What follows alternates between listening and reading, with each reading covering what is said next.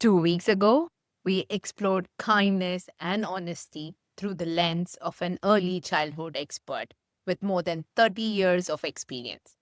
And today, we bring that wisdom into real life, into the homes, decisions, and everyday challenges of parents walking this path themselves. In this first parent perspective episode, you will hear stories of trust built over years, moments when honesty becomes complicated, and the small daily choices that shape a child's understanding of kindness. These are real families navigating real moments and finding their own way back to the values that matter. So let's dive right into the heart of parenting. Welcome to the Conscious Children Project, a podcast by Mudita Circles. I am your host, Shruti Desai, a parent, kids yoga educator, and someone who left 12 years in the corporate world to walk a more intentional path. This podcast is a space to slow down and to reconnect with what truly matters. Not just how we nurture our children, but how we grow alongside them. Each season, we explore themes close to the heart of childhood and consciousness. And in this season, we will be exploring the 8 limbs of yoga as a framework for understanding the child as a whole. Each episode will focus on one aspect of the child's development, and we will dig deeper into what truly supports their growth emotionally, physically, socially, and spiritually. Let's get right into it. Thank you so much for your time and thank you for joining me. Before we begin, if you all could go ahead and introduce yourself. So my name's Dave Goulas. I'm from Detroit, Michigan, and I have 6 kids in total. And right now, my wife and I have 5 that are home, and they're in grades 7th, 8th, 9th, 10th, and 11th. Hi, my name is Claudia. My oldest is 9, my youngest is 6. We are from Mexico. We have 9 years living in US. We moved from Mexico to US, to Seattle. My oldest is on the autism spectrum, and that is my family. Hi everyone, my name is Natasha and originally I'm from southern part of India, Bangalore, and currently I live in California. We have an 8-year-old daughter and yeah, life's fun with her. Hi everyone, my name is Sankalp. I am originally from India, the northern part, Rajasthan. Currently I live in Washington. I have 2 kids. Older one is 9, she's a girl. The younger one is 2, he's a boy. And we've been in the US for around 8 years now. Perfect. Thank you, everyone, and welcome again. Living with kindness, raising our children rooted in values. So let's start with, the heart of parenting, the values that are guiding everyday choices, kindness, honesty, what shows up in your house, and what are some choices that you make. The first question that I have is, when you think about your home life, what values show up most often, maybe in how you talk to each other, solve problems, or handle mistakes? Is there one rule or one value that you hold strongly in your household? So one of the things my husband and I, even before we had kids, this is something we worked on, having core values as a family, because we knew that we would have kids eventually. And the 2 most important things is integrity and compassion, because I feel compassion encompasses kindness, being thoughtful, everything. So now that our daughter is getting older and she faces situations at school, during activities, we always try to understand she is someone who aims at perfectionism, and we try to tell her it is okay, because when we make mistakes is where we learn more than when we do it correctly. So we try to give our own examples, like very simple examples, like something I did at work. This is something I could have done better.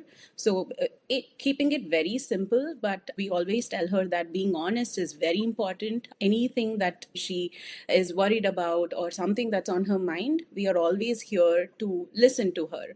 So it was a work in progress initially because of someone like her who's a perfectionist. She was not comfortable sharing, even if she made errors on a test or something like that. We have slowly started working on it. It's a work in progress for us as well. But knowing that we are open to listen to her, I think that has opened the door to her communicating and just being willing to share more. That's Yeah. really wonderful. Well, in our house, we work every day trying to they understand that everyone is different, accept that it's okay if someone else doesn't think as you do or doesn't act as you do. So we just need to respect and accept. So that is like inclusion in our house.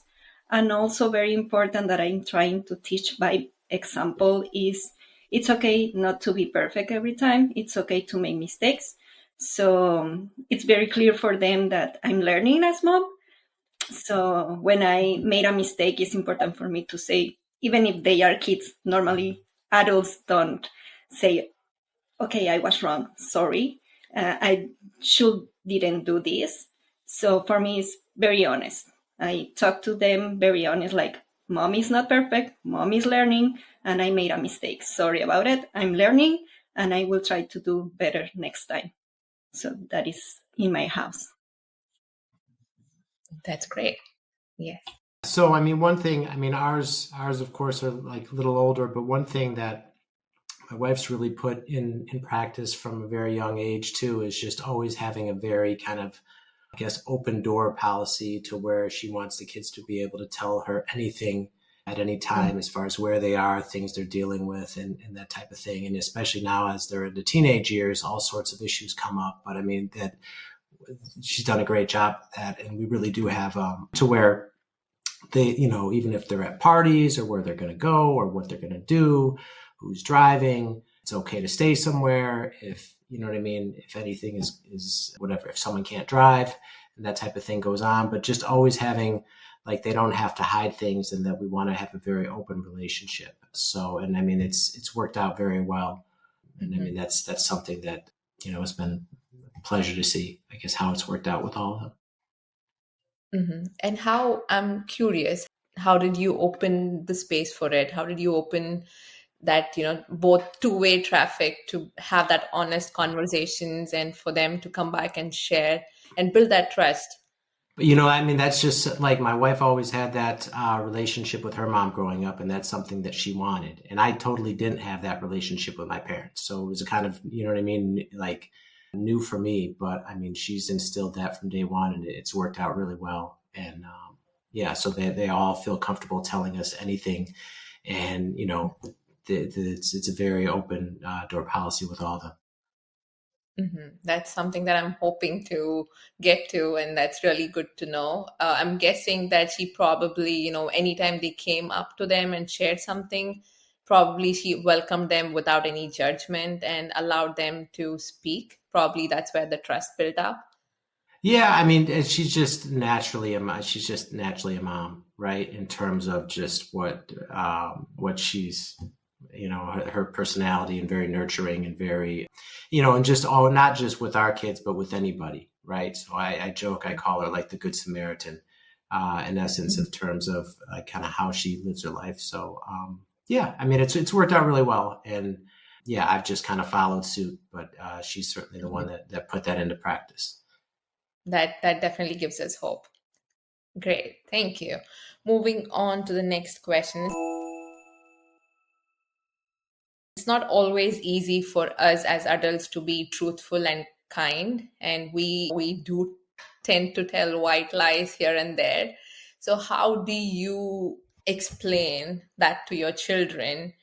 We as adults, not always we can be truthful or be kind with situations around us, and when that happens and our children are in the background or listening and watching, it creates a conflict in their mind, right? On one side we are telling them you have to be truthful, you have to be kind and all of that, and on the other side we are not being our 100% on those two values sometimes.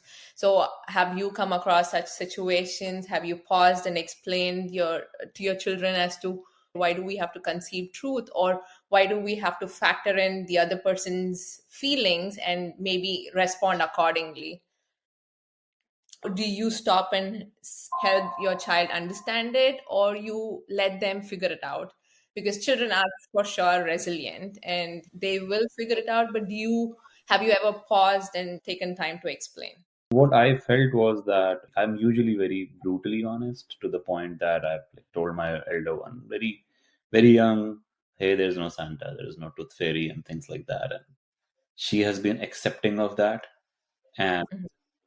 she is smart enough to identify when I'm kind of like either concealing part of the truth or Mhm. not being truthful.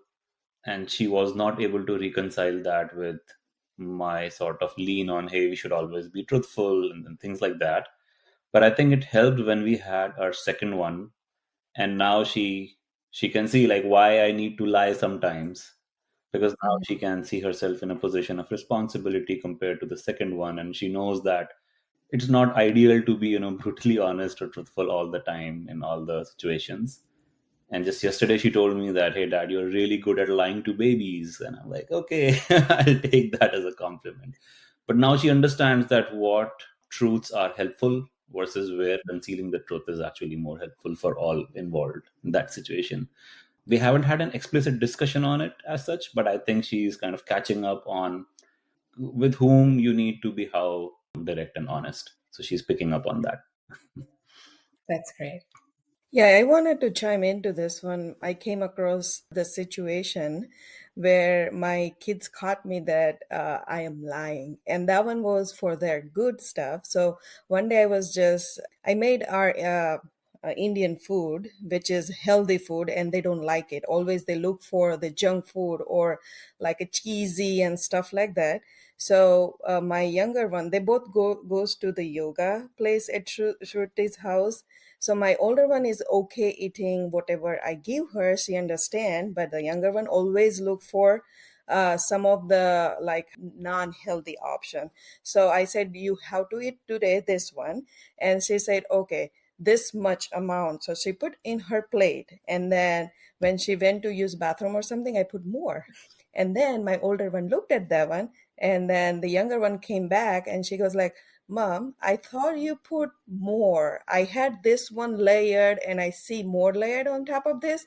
And then the other one said, oh, yeah, Mom did this one. And I said, why you said this one? She goes like, because that's what I learned at yoga. Said you have to always speak Satya. And I said, in some cases, like if somebody is like, this one is helping her with growing up in a healthy way, right? So in some cases, it's good, but yeah, I see your point that you speak Satya, like, so I really glad that they are learning those kind of stuff, and like really needed in this environment.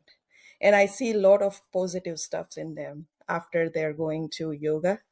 I'm glad to hear. Thank you. Yeah. Yeah, it's great. I have a story where you never want to do this, but sometimes you have to do this. But when my oldest daughter was about 6, she fell and busted her lip and had to get stitches in it.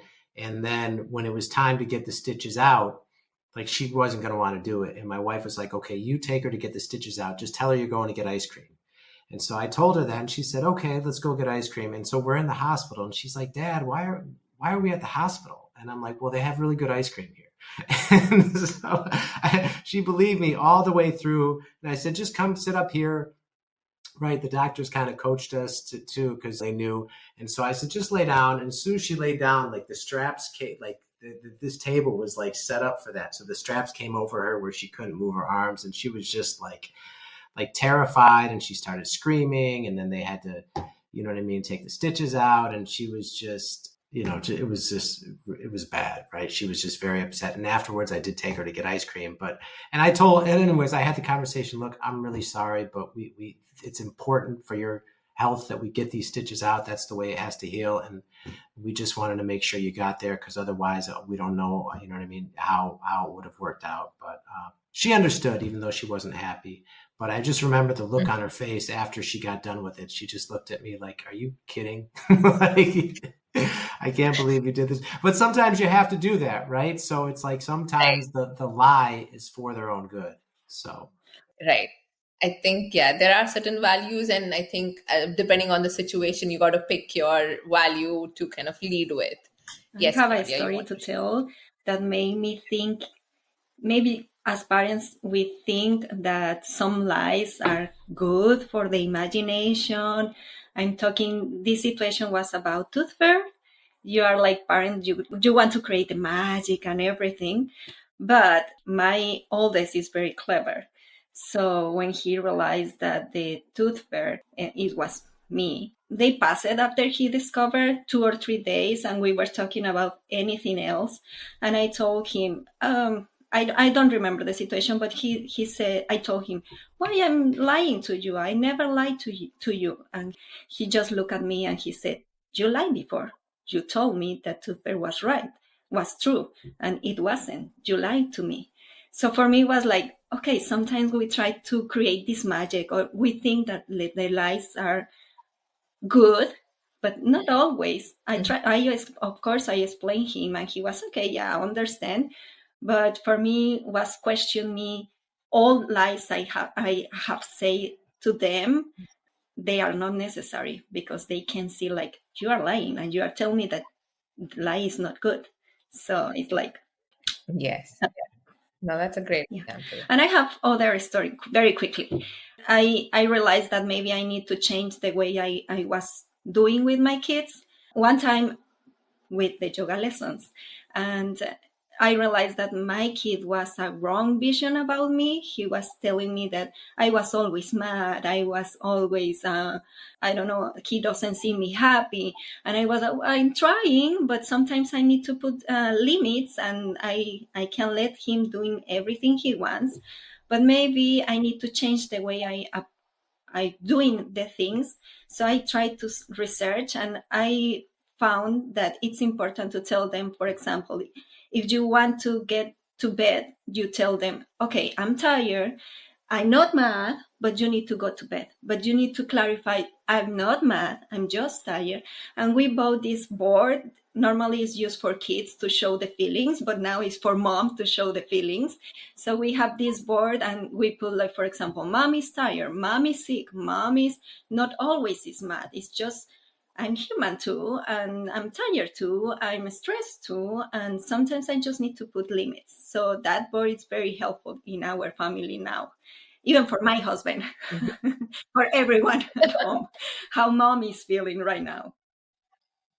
No, that's a great one, and I will look that up and see maybe if I can get it. I think it's a good and a fun way to kind of explain what you're feeling, so that way they can kind of resonate, and maybe that would strike some empathy there. So that's a great one. Thank you for sharing. Actually, in one of my classes, I did share with the kids about truthfulness, and also choosing which, at a given situation, not always can you be truthful. And I gave them, and I shared a story where there is this guy called Satya Harishchandra, where he stands for truthfulness and he would never lie, and he's never lied. And someone comes hiding in his house, and another person who is looking for him to kill him is running behind him, and he hides in his house, telling him that, please don't tell the guy who's looking for me where I'm hiding. And that guy comes in, and he points out, saying that he's inside. So at a point like this, would you choose truthfulness, or would you choose his life, right? So there are situations that we will come across. So I think we are always at that situation to kind of, at conflict, we should kind of choose the one that makes the most sense. Just wanted to add that on. Moving on to the next one is, every family has things that are non-negotiables, right? There's some one value or one behavior that you don't want to stand up for. Is there something like that? Is there a one value that you want to stand up for, and one value that you don't want to stand up for in your household? I can jump in. I think it's probably a little bit easier because I think one clear value that is non-negotiable in our family is respect, and it is not absolutely not negotiable, regardless of how a person is feeling or what their mood might be or what kind of stress they might be in.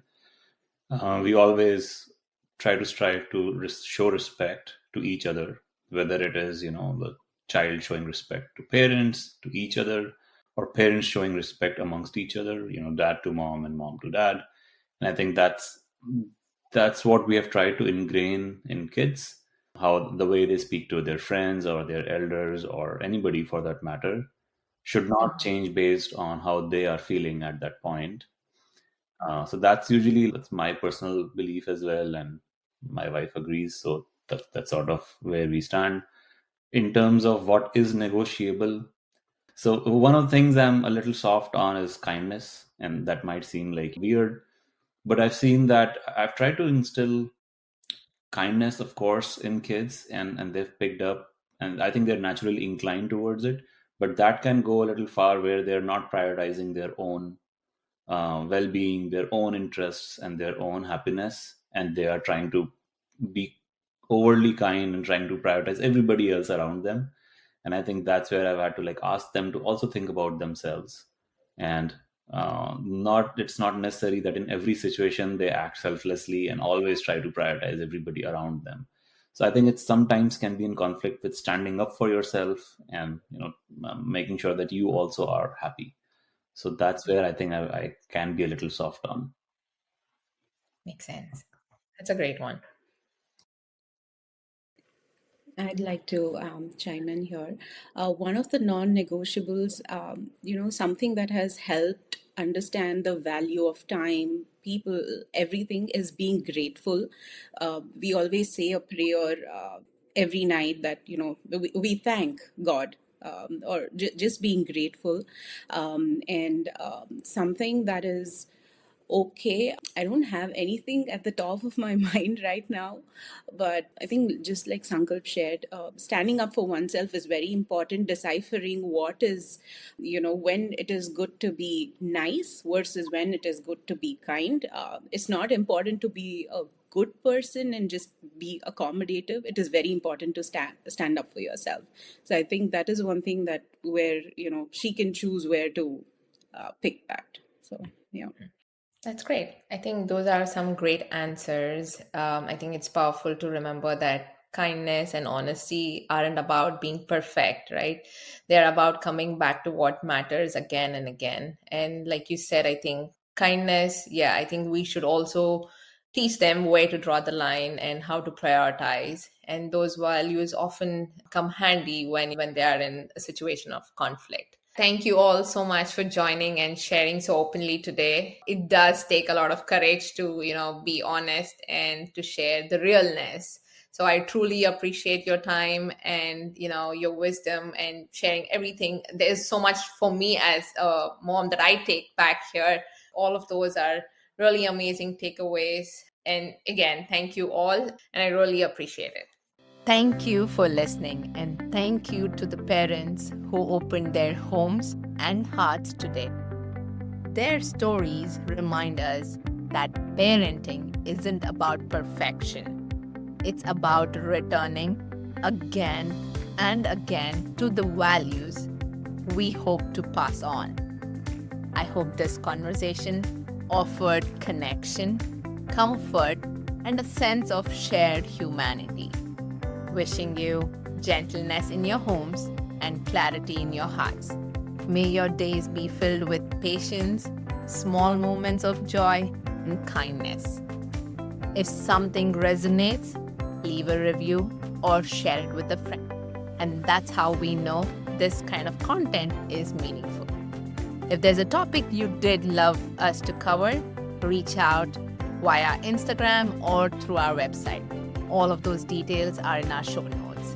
And remember, one child, one breath at a time. Thank you. Take care. And thanks again to our lovely sponsor, Pia. Remember, you can use the code TCCP20 at piabeauty.com to get 20% off. Thank you. Take care.